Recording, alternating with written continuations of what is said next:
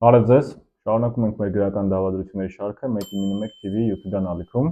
Բարև ձեզ։ Ու այսօր կրկին առանձնացրել ենք երկու աշխատություն։ Դա Վանո Սիրադեղյանի կամ նրա ինչպես գրական կեղծանունն է, Ավետիս Հարությունյանի Գարդաների ժամանակը եւ Արմեն Շեկոյանի Հայկական ժամանակը։ Այս երկու գրքերը բավական, կարելի ասել, իրար հետ ընդհանրություններ ունեն, որովհետեւ նրանք երկուսն էլ այդ փորձել են 90-ականներում, եւ 2000-ականների սկզբում ներկայացնել նոր ձևավորվող պետության գաղափարը, գուցե ինչ-որ առումով ռոմանտիզմը, ազգային գաղափարական արժեքները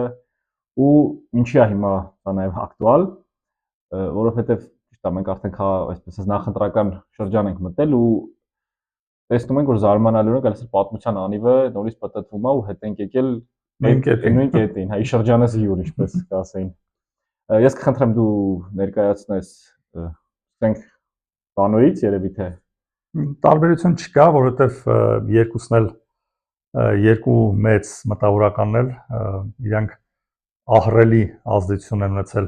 ինչպես հայ գրականության, այնպես էլ իրականության վրա, քաղաքական իրականության վրա։ Ինչքան էլ միշտ շեշտադրվում է Վանոյի հայկական ժամանակի, Գարդաների ժամանակի վրա, բայց նույն Շեկոյանի հայկական ժամանակը էլի շատ մեծ ազդեցություն է ունեցել, բայց մի փոքր ստվերում է մնացել այս գործը, բայց ընդհանրությունը արի սկսենք ընդհանրությունից, հետո ավելի մի քիչ բաները կշատացնենք, ավելի ստավկաները ավելի կշատացնենք։ Երկու վեպերում էլ, եթե նկատեցիք, ժամանակ տերմինն է, մեկը հայկական ժամանակ, մյուսը Գարդաների ժամանակ, ու հետաքրքիր է որն է, որ երկու գործերում էլ գլխավոր հերոսը հենց ժամանակն է։ Ու իրականում մարդը որպես հերոս, առանձին հերոսներ չկան, ինքը ժամանակն է հերոսը, ու այն ժամանակն է, որը եզրագծային ժամանակ է։ Ինչի եմ ասում եզրագծային, երկու դեպքում էլ սովետի փլուզումից հետո, Սովետ միության երբ որ անկախության տարիները առաջին տարիներն էին, մարդը ինքը ամբողջ իդեոլոգիան, ամբողջ արժեքային համակարգը ինքը պետք է փոփոխման ենթարկվեր։ Ու շատ մարդիկ չկարողացան այդ փոփոխմանը ենթարկվել, այն հին սովետական կարծրատիպերից դուրս չկարողացան գալ, բայց եղան մարդիկ նաև կարողացան այդ կարծրատիպերից դուրս գան, բայց նաև մնացին հին մտայնության ծանրության տակ։ Ինչի է հիմա որ շատ ճիշտ նշեցիր, որ ժամանակը անիվը պատտվեց էլի շրջանս յուր։ Հիմա էլ Արցախի կորստից հետո հիմա նույն մտավորականները, նույն բյուրոկրատիան ինքն էլ է հիմա ապակողմնորոշված վիճակում, ինքն էլ չի կարող կողմնորոշվի, թե որն է ճիշտ։ Ամեն դեպքում, եթե ամբողջ ազգային գաղափարախոսությունը կամ մարդու արժե համակարգը ձևավորվել էր Արցախյան շարժման ու ցեղասպանության վրա, ու նաև այլ արժեքներ էլ կար անկախության վրա, հիմա այն շրջանն է, որ այս երեք հիմնական հենասյուներից մեզ ստիպում են հրաժարվել։ Հիմա թե ով ոնց բան կանի, դա ինչպես մարդու ողբերգությունն է, այնպես էլ պետության ողբերգությունն է, թե ինչպես կկողմնորոշվի այս շրջանում, ու շատ դժվար է, շատ մարդիկ այդ ալիքը տալիս է ու կործանում է այդ մարդկանց, բայց արի անդրադառնանք էլի Գարդաների ժամանակին ու ինչին հիմնական, որովհետև պատահական չէր, որ այս նախընտրական շրջանում էլի սկսեցին Վանո Սիրադեղյան ծամել ես կասեմ, որ էժան ձևի սկսեցին ծամել, բայց մի փոքր եթե մի շաբաթ կամ 10 օր չեմ հիշում ինչքան ժամանակ հետ գնանք, ամեն ինչ սկսվեց, երբ որ գազանոցի դիմաց էշին վերցրեցին զեբրի պես, ու դա հենց այդ շատ սիմվոլիկա է իր մեջ պարունակում, ոնց են կարողանում մարդկանց խաբել ու ընտրական շրջանում էլ ու էշին ներկայացնել զեբր ու դրանով փորձել այս ընտրություններում էլ ձայնը շահել։ Ու նաև կուզեի ասեի, որ Վանոյի մի գործից սկսենք ու դու շարունակի Էշերի Սպարտակիադան, որ ինքը շատ գեղեցիկ է ներկայացնում, թե այս Հայաստանում ինչա կատարվում։ Հիմա իրականում այս նախընտրական փուլն է, որ նայում ես այդ փոխադարձ վիրավորանքները, հիմնական է իշխող վարչակազմի կողմից, որ էսի Էշերի Սպարտակիադա է ավելի շատ, ոչ թե ինքը իրանով ընտրական process ու ընդհանուրը դու միած սկսի շարունակի գրականությունից խոսենք, բայց ինձ թվում է որ մի փոքր այս գրականությունից ավելի շատ կնի քաղաքականությունը այս եթերում։ Հա, միանշանակ սա քաղաքական լինել, որտեղ իրանք երկուսն էլ մեծ հաշվով գրել են հենց այդ հայ քաղաքական մտքի ինչ որ առումով բացակայության մասին, հանուն արդարության, ոչ այսպես ասած գուցե էլիտաների մոտ, կամ էլիտաների որոշակի խմբի մոտ, կամ ասենք ավելի շատ լայն հասարակության մեջ։ Դες ես ինչով եմ քո հետ նախ Արտեն Շեյքյանից երևի լայն հանրությանը մնաց հայկական ժամանակ անվանումը, բայց արդեն ու պատահական էլ չէր այդ հայկական ժամանակը, որ ումներ, ումը դարձավ, ու ինչ ասած։ Բրենդ է այսպես։ Եվ միակ բանը անվերջ վեպներ, որ ինքը ասում էր, ես չեմ ավարտելու հայ գրականության մեջ, ինքը թերթոն վեպի բանը սկզբունքով էր գրված, ու նաև կուզեի անդրադառնալ, որ այդ հայկական ժամանակին քանի անդրադարձանք, երկու գործերներ ստիպեցին, որ գրականությունը ինքը նաև կարող է մամուլով արտահայտվել, երկուսն էլ մամուլին մեծ ուշադրություն դարձրեցին ու երկու գործերն էլ մամուլում էին տպվում։ Հետաքրքիր է դա։ Իրանք որ տեսան գրականությունին փոքր հեռանում են, մամուլի միջոցով գրականությունը փորձեցին այդ քաղաքական process-ները ճնշում գործածել ու իրանցից վերցրեցին։ Մոտավորապես այն ինչի, ասենք Facebook-ում ա կամ այլ սոցցանցերում, հա, որտեղ մարդիկ իրականում շատ երկար կարդալ, մի ամբողջ գիրք կարդալ գուցե չուզենան, բայց այդ մամուլի հոդվածը կամ ինչ-որ Facebook-յան մի գրառումը մեծ սիրով Ես գիտես ինչ ես կուզեի սկսենք, դու շատ ճիշտ նշեցիր Շեկոյանի այդ հայկական ժամանակում ոնց որ մեխային է, որ հին գաղափարախոսությունը հին կարգերը ոչնչացվել է, բայց դրանց փոխարեն նորը դեռ չի ստեղծվել ու մարդիկ այս փնտրտուքի մեջ են։ Որոշները ովքեր ավելի պահպանողական են, միջև վերջը, միջև իրենց կյանքի վերջ կարճած մնացին հին, ասենք այդ սովետական արժեքներին, նրանք ովքեր այսպես կեղծ ազատամիտ էին, միանգամից փորձեցին դա բերել այն ամենաթողության, հա, այսպես կոպիտ ասած բեսպրիձելի ինչ որ ժանրի, որ ամեն ինչ կարելի է, այն ինչ ցանկացած տրամաբանական միտք կամ քաղաքական միտք, որ հնչեցում էր, միանգամից մերժվում էր,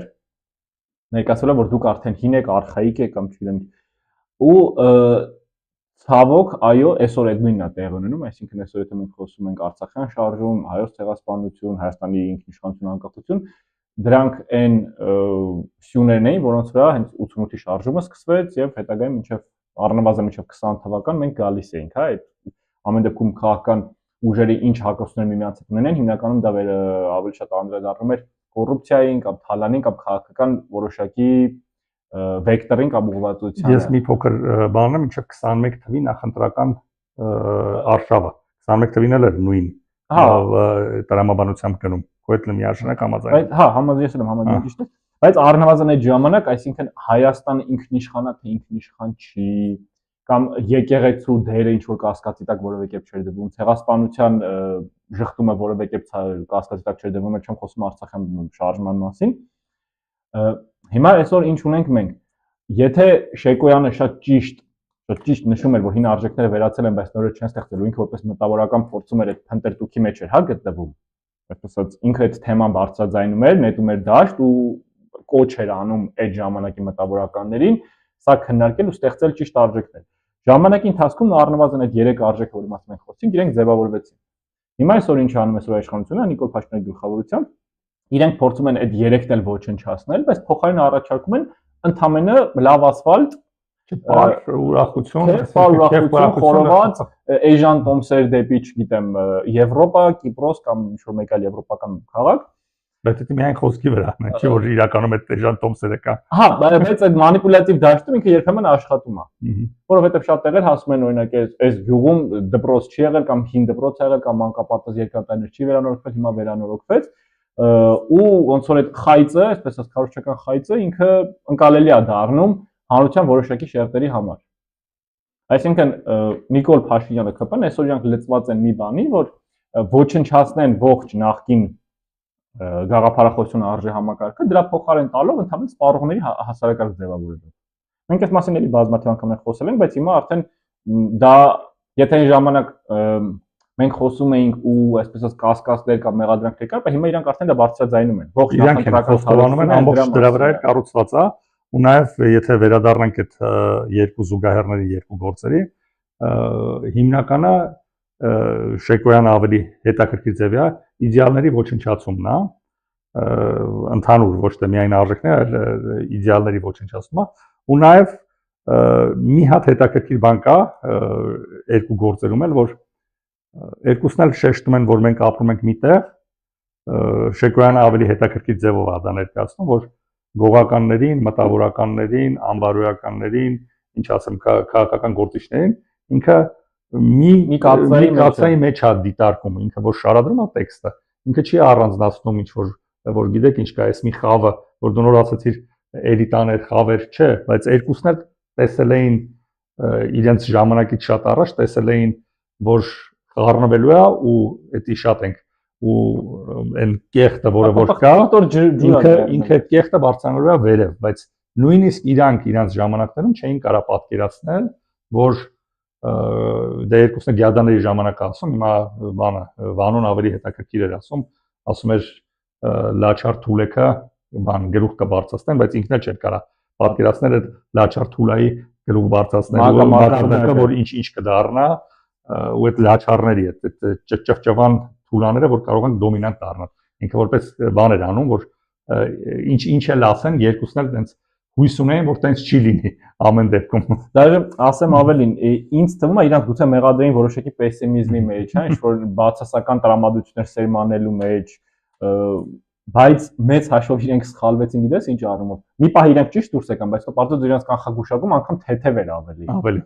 Որովհետև իրանք կանխագուշակածը եղավ եւ դեռ մի բան էլ ավել, այսինքն անգամ մի քանի անգամ ավելի մեծ տեմպերով դա տեղի ունեցավ։ Ու նաեւ գիտես ինչից կուզեի խոսալ, քանի որ այս նախընտրական շրջանում հատկապես հենց իշխանությունների կողմից է Նիկոլ Փաշինյանը տենց այսպես ասած Վանո Սիրադեղյանի սարքելա ինչ ոնց ասեմ, իր հաղթաթուղթ, հա, խաղաքարտը, այսինքն հիմա գալիս ենք դրան։ Նախ ամենաառաջինը դա այդ իրական Հայաստան, պատմական Հայաստանն է, դա հենց Վանո Սիրադեղյանի գրված այդ խաչակրած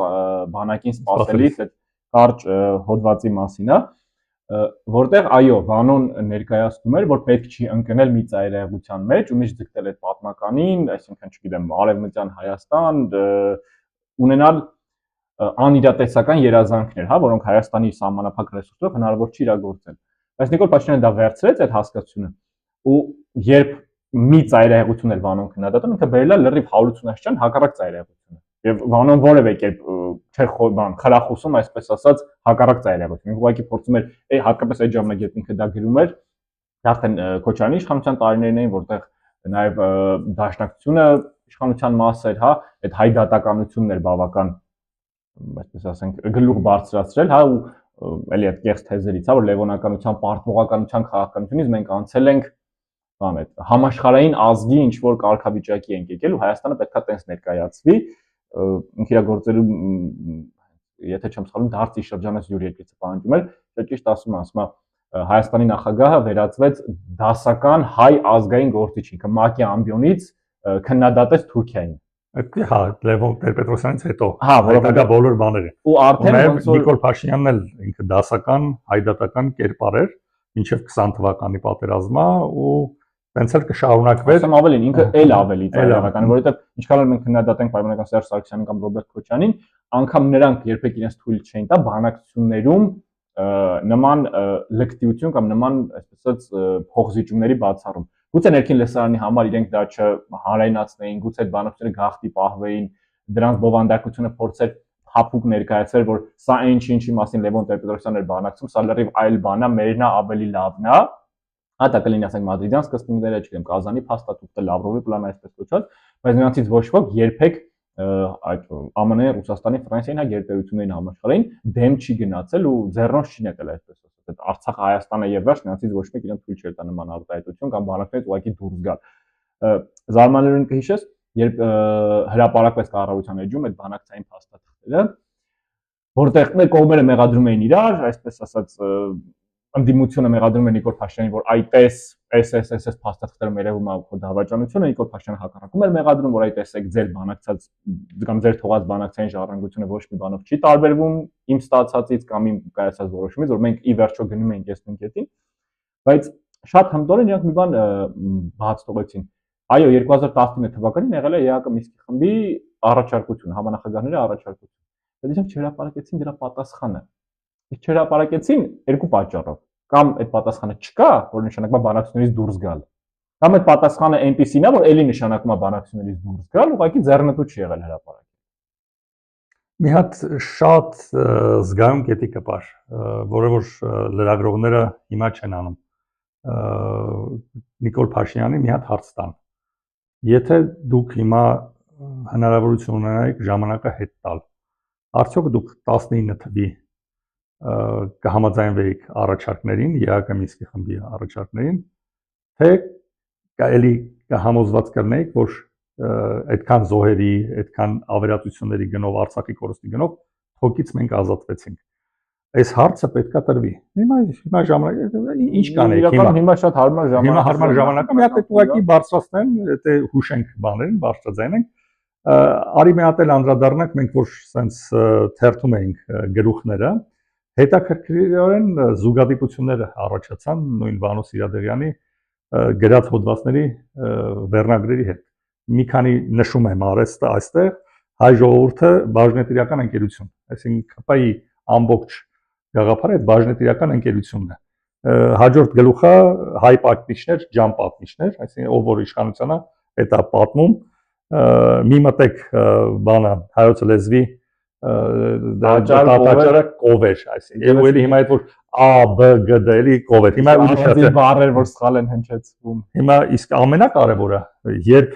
վերևինների խելքը չի հասնում, ներքևինների տանձինել չի։ Ու մեկ էլ մի հատ էլ ասեմ, ու սրա վրա դու կխորանաս, որ իմիտացիա կամ արտաքին կառավարման ռեժիմի Հայաստան։ Հիմա այս երկու բաների վրա ենթավերնագրի վրա մնացած արդեն պարզ արդեն բաժնետ, բայց մեկը իմիտացիա կամ արտաքին կառավարման ռեժիմ Հայաստան, երկրորդն էլ երբ վերևինների խելքը չի հասնում, ներքևիններին էլ տանձին չի։ Հիմա այս որ նայում ենք բացարձակապես, այս լրիվ արտահայտումա այսօրվա ոնց որ այսօր գրածը լինի Վանո Սիրադեղյանը։ Չես ասում 25 տարի առաջվա տեքստեր են։ Միանշանակ համաձայն եմ։ Իմիջիալոց զարմանալիորեն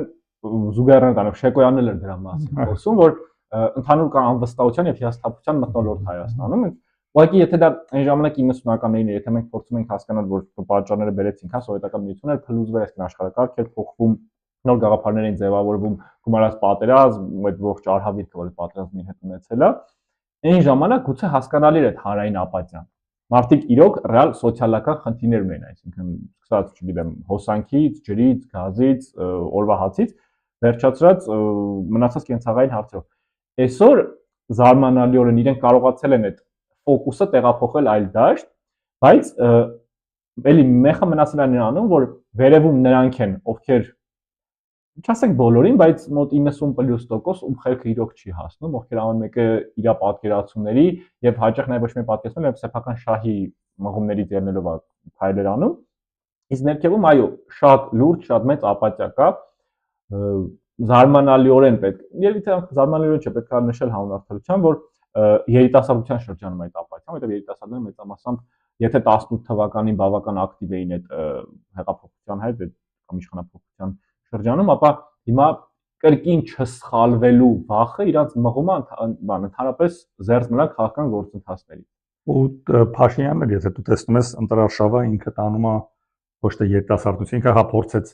մի քանի հատ կերեկներ թամոք երիտասարդը դա չի ստացվում։ Իրանց այդ խորոված փարթի, քյաբաբ փարթիները ինքը հիմա այս դրությամբ արդեն տենց շատ չի բարձր։ Հիմա իր հիմնական ակցենտը ուր գնում է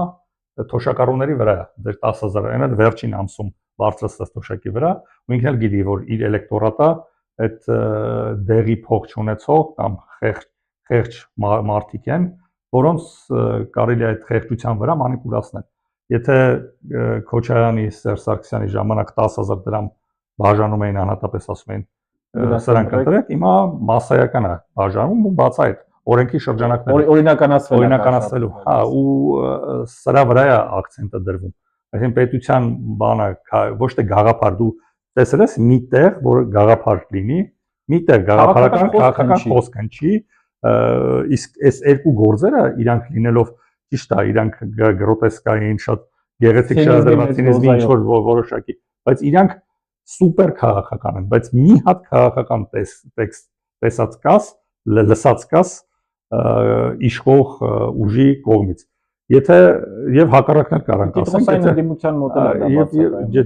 դու ընդդիմության, եթե մարդիկ իրանց ամենաբարձր խոսույթը նայա, որ համբալը դու ես, չէ դու համբալը դու ես, կամ դու լակոտ ես, դու կով եք ժողովուրդ ջան, հիմա մարդը, նորմալ մարդիկ իրանք ակնկալում են ծրագիր, թե մոտակա 5 տարիների ընթացքում ինչա լինելու մեր պետության ճակատագիրը։ Ու եթե դուք այս մակարդակին եք, ուրեմն բացահայտ է ինչա լինելու։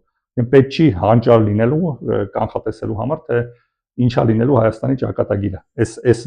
Այս իջացնելու, այսքան մակարդակը մարդկանց խոսույթը այսքան իջացնելուց հետո, այստեղ ես կուզեմ այս միտքը շարունակելով, այսպես կոնստրուկտիվ քննադատությամբ, հա, հանդես գալ ընդդիմությանը, որովհետև այնիշ դու նշում ես, այո, դա ձեռք է տալիս բացառապես Նիկոլ Փաշինյանին։ Բացառապես իշխանությունը իջացրեց։ Քաղաքական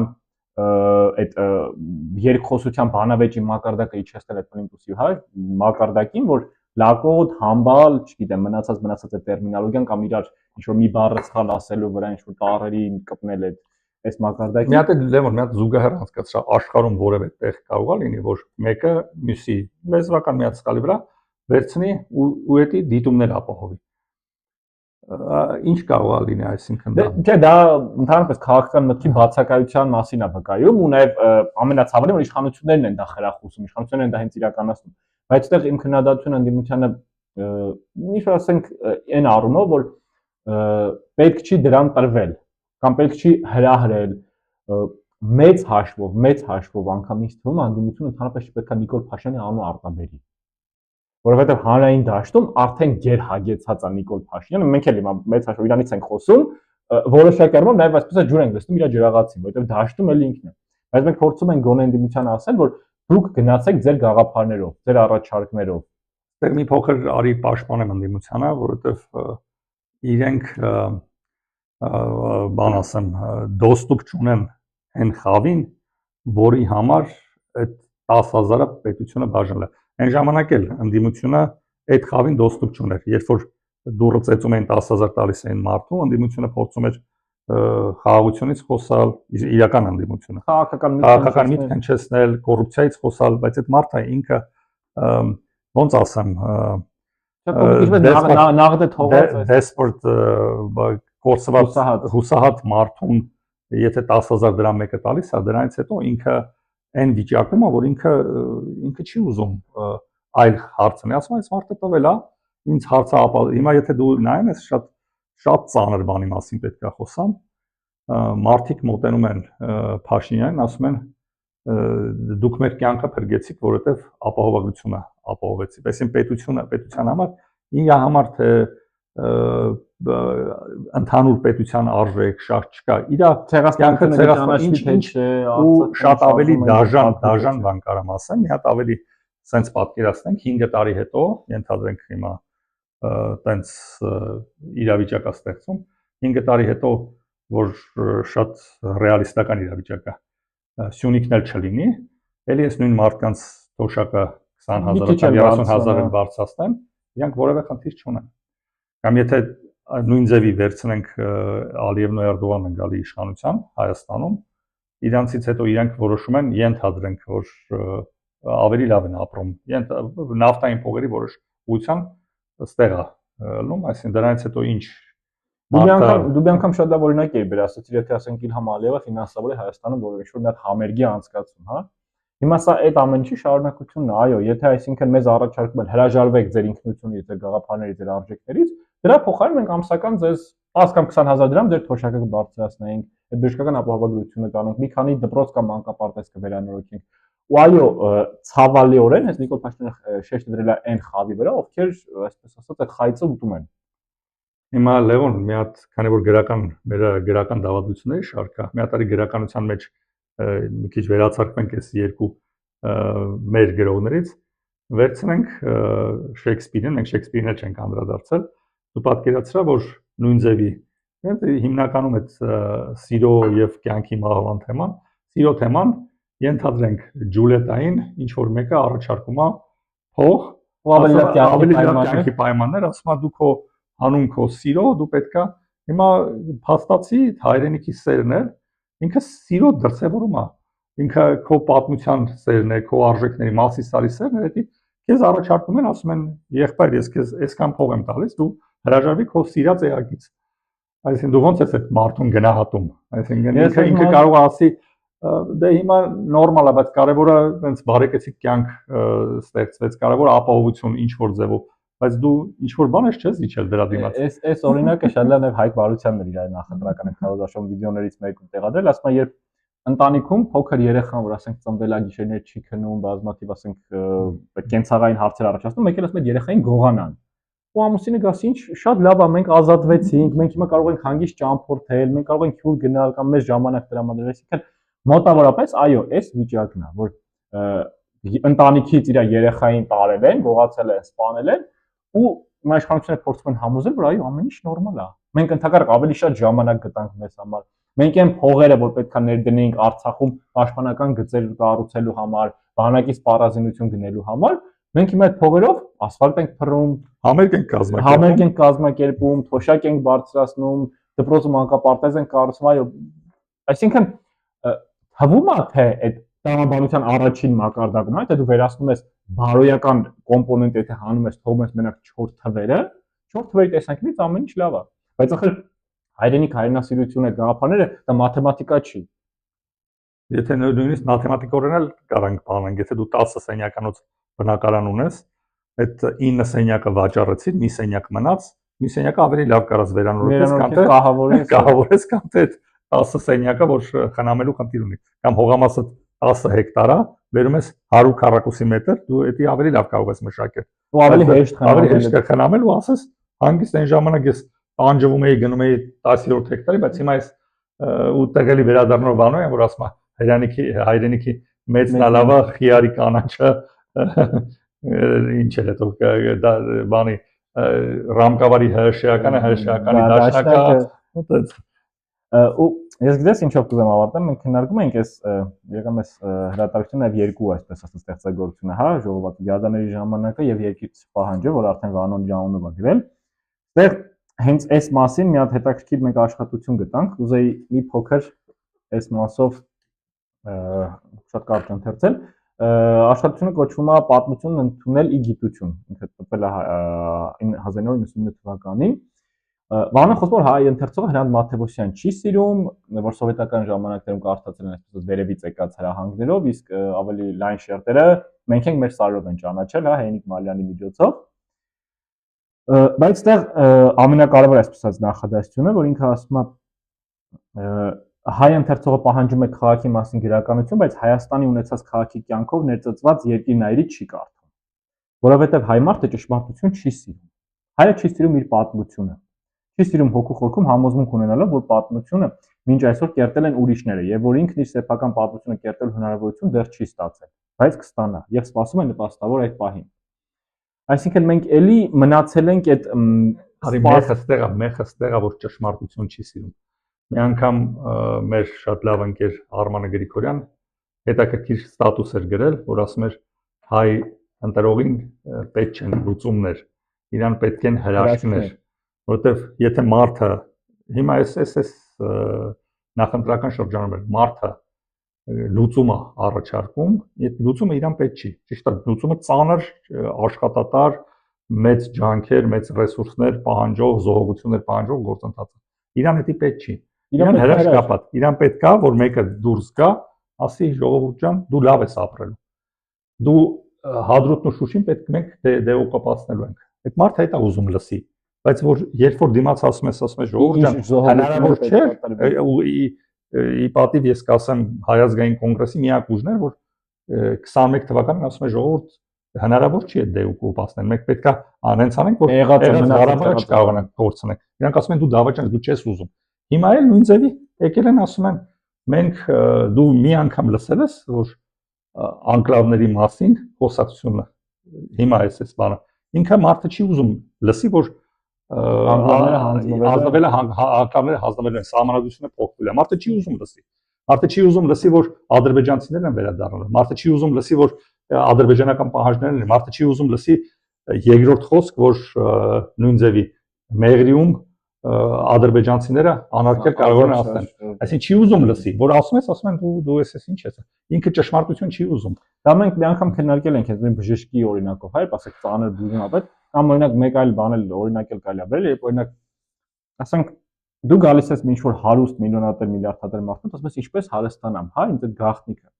Ինքը կարող է քեզ ասի, դե պետքա օրական 16-ից 20 ժամ աշխատել, 1 տարի, 2 տարի, գիշերները չքնել, կտրվել քո ընկերներից, հարազատներից, ինչ որ նպատակ դնել, գնալ ու մեծ երկար 5-ամյա կամ 10-ամյա պլան է դնում, որը քեզ կբերի քրտնաջան աշխատանքով քո երազած կետի։ Հետո հայտնում մեկ ուրիշ ասում է, չէ, լոտո առ։ Այո։ Կամ գնա կազինո խաղադրույք դի, տունը տար գրավ դի ու ողջ գումարը տար խաղադրույք դի։ Ու այդ 24 ժամում կամ 5 ժամում Շեկոյանն էր այդ պոկերը։ Այսինքն 5 ժամում դու կդառնաս միլիոներ։ Իհարկե, այդ տարբերակ ավելի գրավիչ է հնչում։ Որ հա գնացեք ու պատահական չի, որ այդ ժամանակ էլ որ ոչ թե քարոզներ անում, այդ ժամանակ էլ Շեկոյանը տեսավ, որ այս լոտոներն ու բաները, խաղատները, հիմա on-line խաղատները, հիմա բոլոր մարդիկ, հիմա ազգաբնակչությանը մենք կարանք մեղադրենք, բայց այդ պետության խնդիրն է, որ հեռախոսների վրայից այդ արգելքը դրվի, որ մարդիկ գումար չխաղան։ Հեռախոսներով գումար չխաղան, մարդու համար այդ քո ասած հեշտ տարբերակն է։ Մարդը հեռախոսը բացում, ասում է, ես պետք է գնամ առավոտից գիշեր, հիմա փորձեմ, կարողա ստացվի։ Ու այդ նույն փողը որ պետք է աշխատեմ, ասենք մեկ ամսում ես մի ժամում փորձեմ, այս մարդիկ ասում են, մենք ձեզ ուրախ համերգներով կյանք կարող է ստացվի։ Եմ մարդը ասում է, ես ինչի պետք է դրանամ ջանք գործադրեմ, որ պետությունը պահելու համար կարող է ստացվի։ Մեկը մեծ հաշվով այդքան երաշխավորված չի։ Հա, բայց դա նա է, որ մարդը ինքը իր պատասխանատվությունից խուսափել է ու մարդը պետությունը պետքա պետության նախորդ անգամ դու շատ ճիշտ էի նկատել պետությունը նենց քո ստատուսում ես շատ կուզեմ որ այդ ստատուսը շատ տարածվի որովհետև պետքա նենց ինստիտուտներ ունենա որ այդ ինստիտուտները բանը պաշտպանեն դաժե եթե խելագարը գալիս իշխանության ղեկին պաշտպանեն այդ խելագարից հիմա աշխարհում որևէ մի երկիր ապահովագրված չի որ պետության ղեկին կարող հայտնվի խելագար կամ մոլագար կամ ես շատ գիտեմ խափեփա, որ մարդը եկել է հիմա պոպուլիզմի դառնում ու կարողանա խափը, բայց պետական նենց ինստիտուտներ պետք է լինեն, որ այդ մարդու գյամերը քաշեն։ Էսա խնդիրը, ուրիշ խնդիր չկա, ու այդ ստատուսը ես կխնդրեի, որ եթե հնարավոր է մի հատ էլ դրվի այս բանի հետ կապված, դա շատ կարևոր բան է անում։ Եթե որևէ ինստիտուտ չկա պաշտպանողական, հիմա ժողովուրդը հիմա կարանք մեղադրենք, ասենք ժողովուրդը, բայց ժողովուրդը ցանկացած մարդը միշտ ինքը ավելի հակված է հրաշքին հավատալ, քան թե իրականության։ Ու այդ էլիտա, ախր այդ էլիտա կոչվածը դա բան չի, էլի, չգիտեմ, մի քանի գիրք ավել կարդալ կամ ինչ-որ կոչում ունենալ, հա, զինվորական կոչում, չգիտեմ, դիվանագիտական կոչում կամ գրական կոչում, բոլորին կարան տալ, ակադեմիական կոչում պրոֆեսոր, հա։ Ոչ, էլիտայի էլիտա լինել առաջին պատասխանատվությունն է, որ այդ բեռը պետք է վերցնել քո վրա։ Ոչ թե ուղղակի ընդհանուր տիտղոս այսպես ասած խփել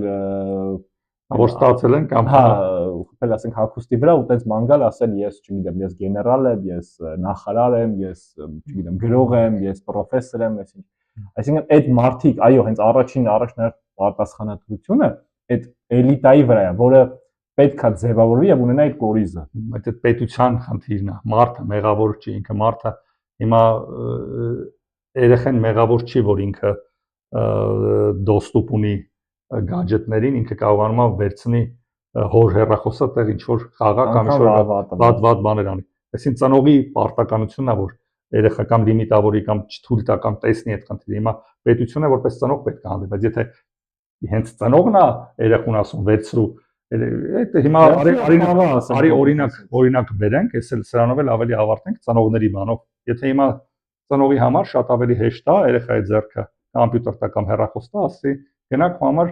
բան արա զբաղվի 3 ժամ ինքը հանգիստ է բայց այդ երեխան դրանից հետո թե ինչ է դառնում դա բան է իսկ նույն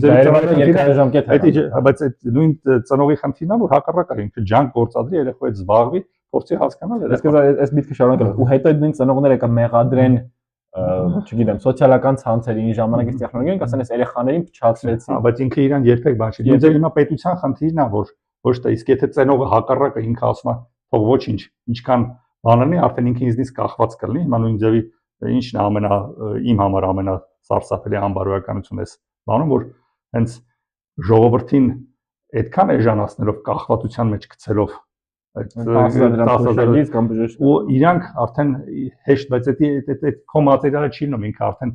բաժանվում է քեզանից, ինքը հա կարող է կարճաժամկետ 5 տարի, 7 տարի վեր ընտրվեց, բայց դրանից հետո արդեն ազգ չի լինում, դեռ մա բիոմասա։ Այստեղ ես քեզ այս բարի ավարտենք այս այսպես ասած այսօրվա եթերը։ Գիտես ինչ ճակատագրի հեգնանք կա, որ այդ կոպիտ բիոմասա հասկացությունը, հա, կամ այդ մարդկանց այն ցածր բարոյական կամ ինտելեկտուալ արժեքներով զանգվածը շատ արդարացիորեն հենց մեղադրում է Ռոբերտ Քոչարյանի եւ Սերժ Սարգսյանին, որ դուք եք ձևավորել, որովհետեւ դու նշեցի, չէ՞ որ Նիկոլ Փաշինյանի ընտրազանգված հիմա երիտասարդությունը չի։ Սա այն իր ընտրազանգվածը, այն ընտրազանգվածն է, ովքեր արդեն Ռոբերտ Քոչարյանի ու Սերժ Սարգսյանի կառավարման տարիներին դպրոց էին գնում, համալսարան էին գնում կամ աշխատողին, իսկ նրանք այդ բացասական այդ վատ բարքերը վերցրել են։ Ուշա դա մնացել է իրենց ուղղակի սովորելն է 10,000 դրամին էին սովորել։ Ու հիմա Նիկոլ Փաշինյանը փայլուն կերպ ուղղակի մանիպուլացնում է այն ժառանգությունը, ինչ ինքը ստացել է։ Իրանք սովորացրել էին մարդուն դուրը ծեծելով այդ 10,000-ները սովորացրեց, այդ սովորել այդ մասը Նիկոլ Փաշինյանը դա վերցրել է, սարքել է A համատարած, B օրինական։ Ինչու պետք է ասենք մարդիկ դրանից հրաժարվեն։ Այդ մի հատ այդպես բան կա, ռուսական մեմ կա, որ մի հատ ուզբեկ ասում է առազգի так можно было, այսինքն հիմա նստած մարդիկ զարմանում ասում են սենց էլ կարենք սենց անենք ու այս արդյունքը ստանայինք։ Շնորհակալ ենք։ Հա, այսօր համար երևի թե այսքան է, շնորհակալություն, հաջողություն։ Տեսնենք։